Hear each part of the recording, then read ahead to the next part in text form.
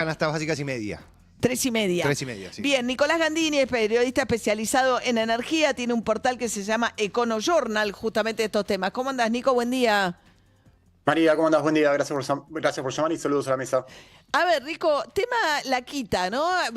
Se discutió estos días esas facturas que algunos medios publicaron con incrementos reales, o sea, descontada la inflación del 400%. Dicen que en realidad no es tal, pero de todas maneras el aumento de los sectores con quita de subsidios real es de arriba del 140% o es de alrededor del 140%.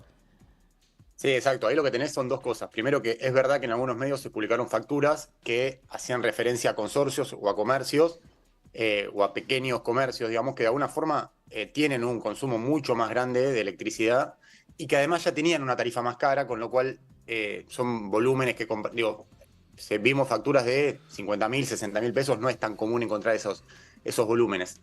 Lo otro que decís es sí lo que está pasando, que en realidad es la materialización o la cristalización de lo que se había anunciado hace 2 o 3 meses, que es el retiro o la quita de subsidios, de la totalidad de la quita de los subsidios del Estado en las facturas de los usuarios de altos ingresos, que como bien decía David, es una familia, es decir, que todos los integrantes adultos de esa familia, cuando suman el ingreso conjuntos, da más de 800.000 pesos.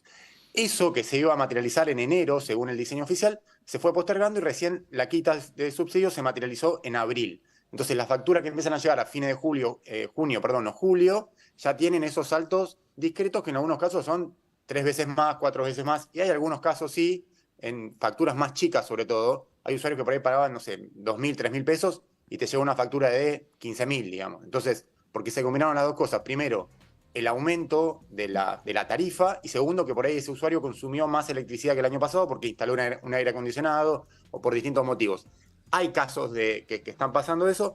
Lo que pasa es que el punto de arranque era muy bajo. O sea, las tarifas de electricidad, sobre todo en el área metropolitana de Buenos Aires, en 2020 no aumentaron. En 2021 aumentaron una tercera o cuarta parte de lo que fue la inflación. Y en 2022 una tercera parte de lo que fue la inflación. Entonces, cuando el ministro Massa dice, bueno, avancemos con una segmentación o quitándole subsidios a aquel que puede pagar, bueno, ese salto discreto la sociedad no estaba, o algún sector de la sociedad no estaba preparado para entender que eso iba a pasar y fue lo que terminó pasando. Sí, claro. Y como decís, Nico, ¿no? Al que le quitan los subsidios, se le suma la quita más el aumento de tarifa que también aplicaron, con lo cual tenés dos vías, porque sube el monto de la boleta, y si vos no le restás inflación, o sea, si vos decís, che, me aumentó 3 veces, bueno, pero si hubo 100% de inflación, qué sé yo, te aumentó en términos reales, quizás al doble y no al triple.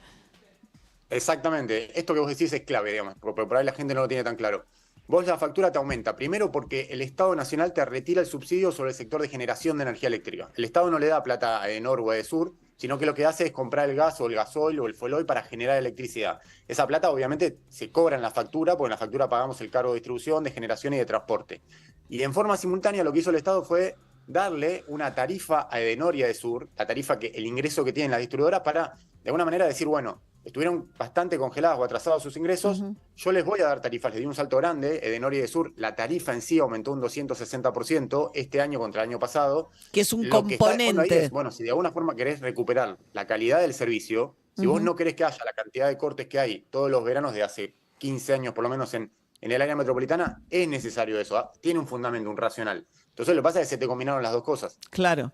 Y ahí viene el aumento. Y falta de claridad en la facturación, ¿no? No sé por qué, recién ahora lo están viendo, hablábamos con David estos días.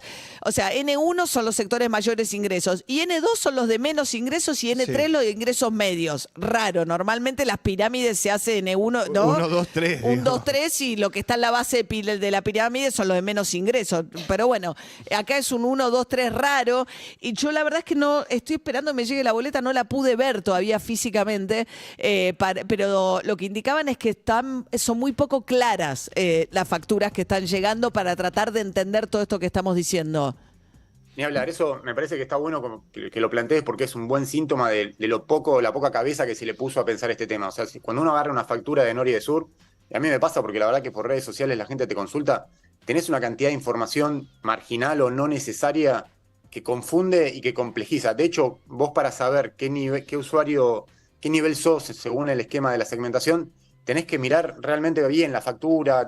En algunos casos está arriba en el margen derecho, en algunos casos está abajo en el margen también derecho. O sea, hay una cantidad de información no necesaria incluida ahí. O sea, no se puso mucha cabeza desde el Estado Nacional, ni tampoco de las distribuidoras, hay que decirlo, para mejorar eso. Claro. Sí es cierto que el registro de acceso a los subsidios sigue abierto, con lo cual si vos recibiste una factura que decís, che, no, me pega en la línea de flotación de mi economía, no lo puedo pagar, podés inscribirte en el RACE, ponés RACE en Google y te va a salir el link para anotarte ahí, y a partir del mes que viene, mejor dicho, siempre y cuando tus ingresos sean inferiores a esos 800.000 pesos familiares que hacía referencia David, te van a cobrar una factura más baja. Porque esto hay que decirlo, María, el aumento fuerte es para los usuarios nivel 1. Claro. Para los usuarios nivel 3, que son clase media, esta es la ensalada que arma el gobierno, y nivel 2, que es tarifa social, el aumento no es tan elevado, digamos. No. De hecho, lo que hay que pensar es que el próximo gobierno, sea del signo que sea, le va a sacar más subsidios al N3, a la clase media todavía hay que seguir cortando subsidios ahí.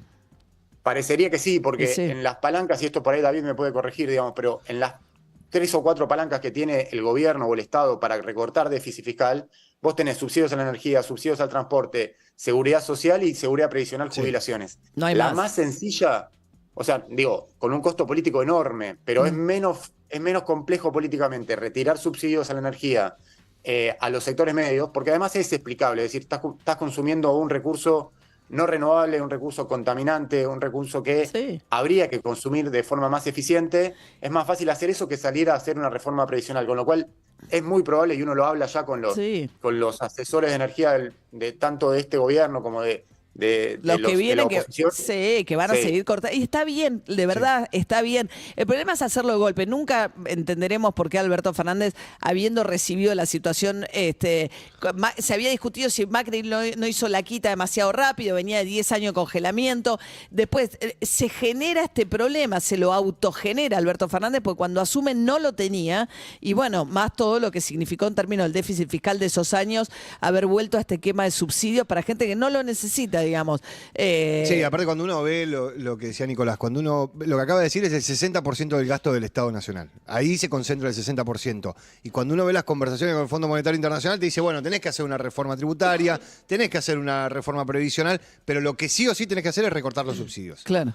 No tenés mucha salida ahí. No, pero además digo, qué sé yo, en los países vecinos, gente que viaja, qué sé yo, se la da cuenta. Es muy atípico tener un recurso como la electricidad y el gas a los precios que lo tenemos nosotros hoy en la Argentina, en los hogares.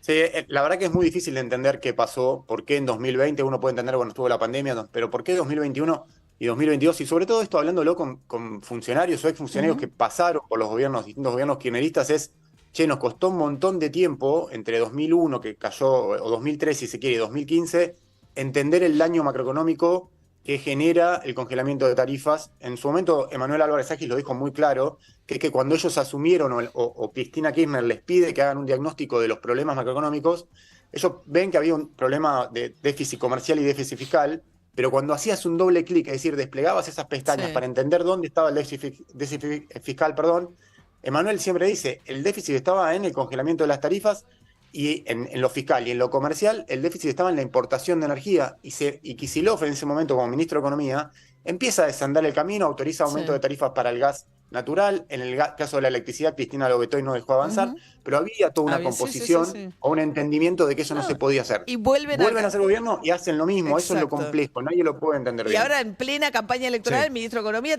teniendo que sacar los subsidios, pues no le queda otra. Nicolás Gandini, periodista especializado en energía. Gracias, Nico, que tengas buen día. Un abrazo grande. Hasta luego. 8:30.